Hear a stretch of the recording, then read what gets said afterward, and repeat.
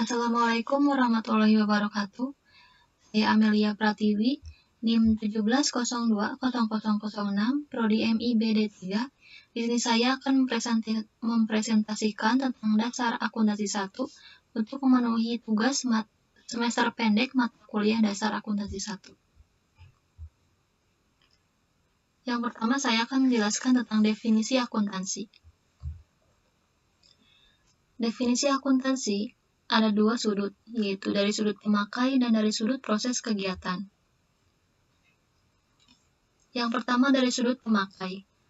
Akuntansi dapat didefinisikan sebagai suatu disiplin yang menyediakan informasi yang diperlukan untuk melaksanakan kegiatan secara efisien dan mengevaluasi kegiatan suatu entitas. Yang kedua dari sudut proses kegiatan. Akuntansi dapat didefinisikan sebagai proses pencatatan, penggolongan, peringkasan, pelaporan, dan penganalisaan data keuangan suatu entitas.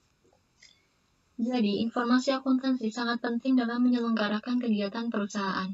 Informasi ini digunakan dalam pengambilan keputusan intern organisasi oleh manajemen dan juga untuk pengambilan keputusan oleh pihak ekstern organisasi, oleh investor.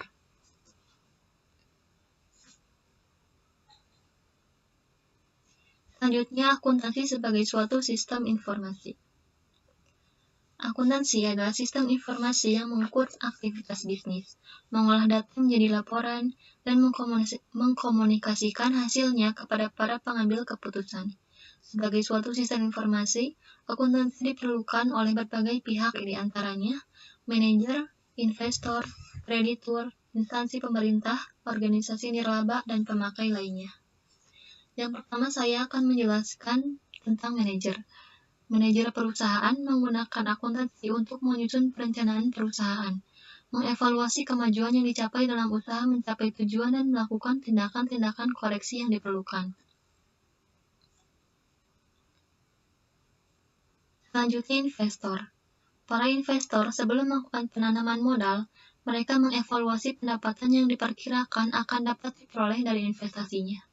Setelah menjadi investor, mereka melakukan monitoring terhadap perusahaan dengan menganalisis laporan keuangan perusahaan. Yang ketiga, kreditur. Kreditur hanya bersedia memberikan kredit kepada calon penerima kredit yang dipandang mampu mengembalikan bunga dan mengembalikan kredit tepat pada waktunya. Sehingga kreditur selalu meminta laporan keuangan calon nasabah untuk dinilai, kemudian menilai apakah kredit telah digunakan sesuai dengan tujuan yang telah disepakati. Yang keempat, instansi pemerintah. Informasi akuntansi merupakan sumber utama bagi badan pemerintah untuk dapat menetapkan pajak perusahaan atau mengawasi perusahaan. Selanjutnya, organisasi nirlaba.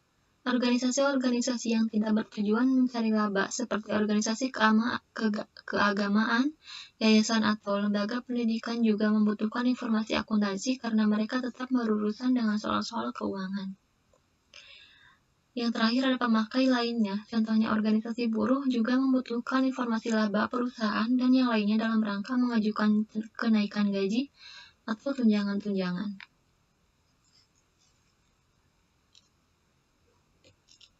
Selanjutnya ada pembagian bidang akuntansi. Ada dua, yaitu akuntansi keuangan dan akuntansi manajemen. Akuntansi keuangan yaitu akuntansi yang bertujuan untuk menghasilkan laporan keuangan untuk kepentingan pihak luar.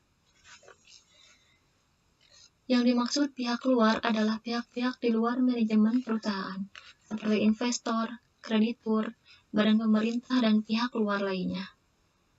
Yang selanjutnya ada akuntansi manajemen.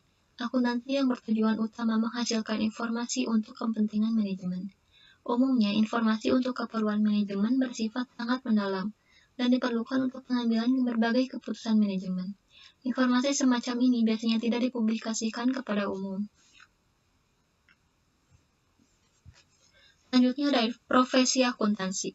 Profesi akuntansi ada 4, yaitu akuntan intern, akuntan publik, akuntan pemerintah, dan akuntan pendidik.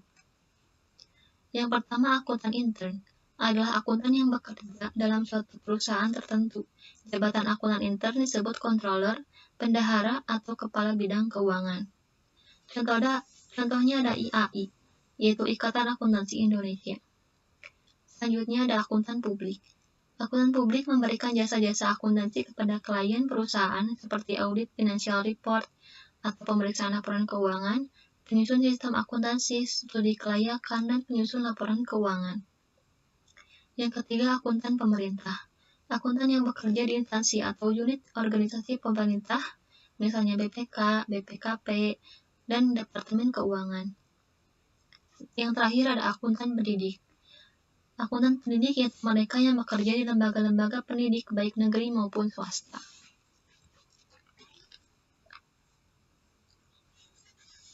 Lalu ada persamaan dasar akuntansi. Persamaan dasar akuntansi yaitu aktiva sama dengan hutang ditambah modal. Bahwa jumlah komponen aset atau aset perusahaan sama dengan jumlah komponen kewajiban dan modal. Lalu unsur persamaan akuntansi. Ada aktiva, hutang, dan modal. Aktiva yaitu harta yang dimiliki perusahaan yang merupakan sumber ekonomi. Contohnya ada kas, utang, gedung, dan sebagainya. Lalu ada hutang, yaitu kewajiban yang harus dibayar oleh perusahaan dengan uang atau jasa. Contohnya hutang pembelian kredit. Yang terakhir ada modal. Modal yaitu hak pemilik perusahaan atas kekayaan atau aktiva perusahaan. Contohnya setoran modal oleh pemilik.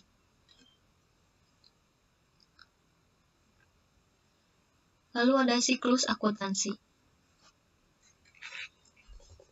Di sini saya akan menjelaskan siklus akuntansi dimulai dari bukti transaksi yaitu faktur, nota, kwitansi, dan lain-lain. Dicatat dalam jurnal, lalu diposting ke buku besar yaitu selaku penggolongan akun-akun lalu diringkas ke dalam neraca saldo. Setelah itu lakukan jurnal penyesuaian dan jurnal penutup lalu dilakukan pelaporan keuangan. Selanjutnya ada laporan keuangan. Laporan keuangan ada neraca atau laporan posisi keuangan, laporan laba rugi, laporan perubahan modal, laporan arus kas, dan CALK atau catatan atas laporan keuangan. Yang pertama saya akan menjelaskan tentang neraca, yaitu laporan posisi keuangan adalah suatu daftar yang menggambarkan aset atau harta kekayaan, kewajiban, dan modal atau ekuitas yang dimiliki oleh suatu entitas atau perusahaan pada suatu saat tertentu. Yang selanjutnya adalah laporan laba rugi. Laporan laba rugi disusun dengan maksud untuk menggambarkan hasil operasi perusahaan dalam suatu periode waktu tertentu. Dengan kata lain, laporan laba rugi menggambarkan keberhasilan atau kegagalan operasi perusahaan dalam upaya mencapai tujuannya. Selanjutnya laporan perubahan modal. Jadi hasil operasi perusahaan yang berupa laba atau rugi akan berpengaruh terhadap modal pemilik, disebut juga ekuitas pemilik. Apabila perusahaan memperoleh laba, maka laba tersebut akan menambah modal pemilik. Sebaliknya jika perusahaan menderita rugi, maka modal pemilik menjadi berkurang. Selanjutnya adalah laporan arus kas. Laporan arus kas bagian dari laporan keuangan suatu perusahaan yang dihasilkan pada suatu produk akuntansi yang menunjukkan aliran masuk dan keluar uang kas perusahaan. Dan yang terakhir yaitu catatan atas laporan keuangan adalah catatan tambahan dan informasi yang ditambahkan ke akhir laporan keuangan untuk memberikan penjelasan atau rincian dari pos yang disajikan dalam laporan keuangan dan informasi tentang pos yang tidak memenuhi kriteria pengakuan dalam laporan keuangan.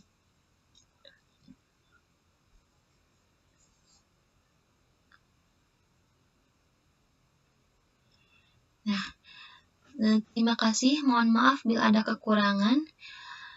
Cukup sekian penjelasan dari presentasi yang saya sampaikan tentang dasar akuntansi 1. Mohon maaf bila banyak kekurangan. Wassalamualaikum warahmatullahi wabarakatuh.